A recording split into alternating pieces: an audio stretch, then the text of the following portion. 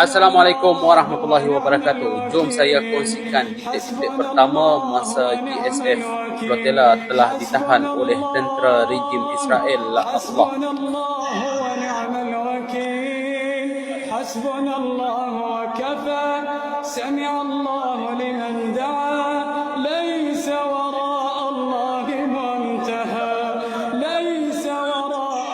Saya baru faham kenapa Netanyahu pada semalam dia berundur diri dan minta daripada pihak mahkamah di sana untuk keluar secepat mungkin.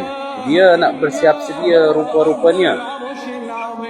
Pada semalam memang Netanyahu ada kes naik mahkamah, tetapi dia meminta untuk berundur dan keluar segera daripada mahkamah kerana ada panggilan yang harus melakukannya secara segera. Dan kemudian pihak mahkamah dibenarkan Netanyahu untuk keluar daripada mahkamah dan pulanglah kemudian. Tetapi Netanyahu tidak pulang ke mahkamah. Rupa-rupanya dia nak bersiap sedia untuk tahankan Flotilla Sumud.